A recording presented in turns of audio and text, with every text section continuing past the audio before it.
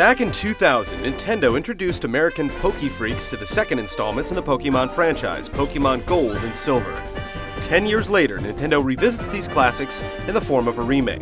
The awkwardly titled Pokémon HeartGold and SoulSilver arrive with new visuals, new features, and a new peripheral.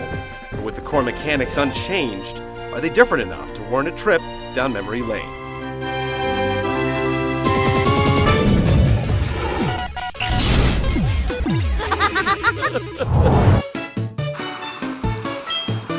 The Pokémon games have never really been about sweeping drama, and SoulSilver is no different.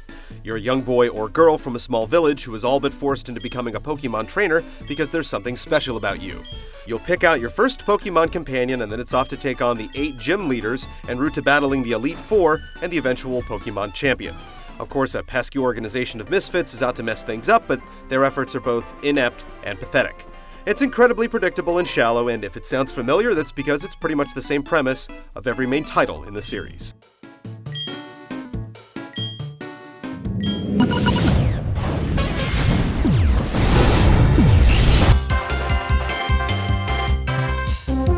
Even after all these years, the basic Pokémon formula has gone largely untouched.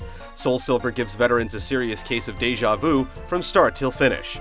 Travel around the world, fight trainers and gym leaders, and capture wild Pokémon, all in the name of becoming a Pokémon master. The remake remains faithful to the source material, but modernizes a few of the mechanics in order to make the game more accessible to newcomers. It's subtle enough to keep the experience fresh, but don't expect an entirely new game.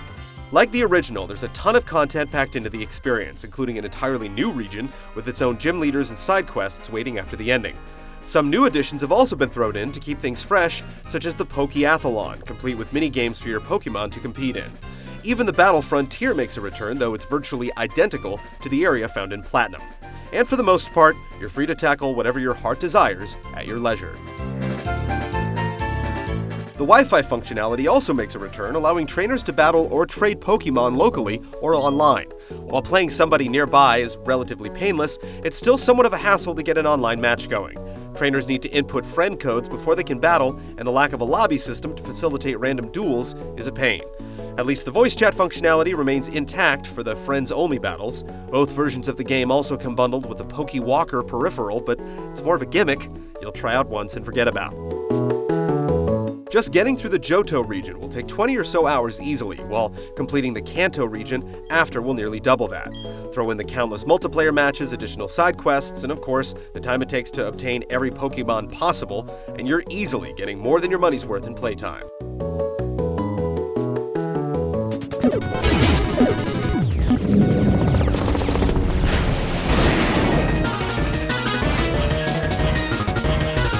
While there are several distractions in SoulSilver, be prepared to spend countless hours engaged in random encounters.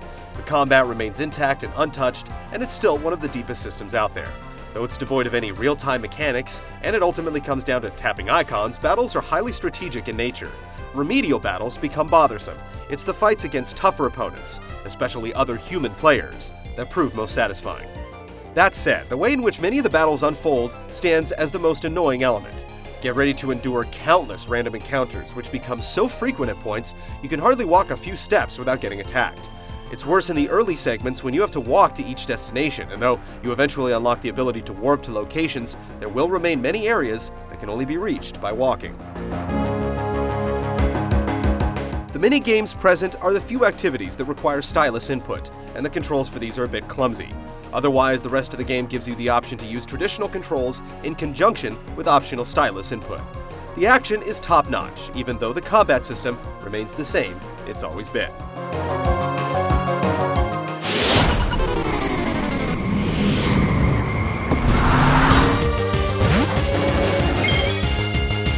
Pokémon veterans will notice that everything feels familiar, yet new at the same time. It's a particularly nice touch that one of your Pokémon will follow you around on your journeys. Many of the classic tunes have been updated, though there are some holdovers. The soundtrack is still very catchy, but the same can't be said for the sound effects. Even after all this time, the Pokémon grunts and cries sound like crap, and many are just flat out painful to the ears. If only Nintendo would give us the option to turn their incessant battle cries off.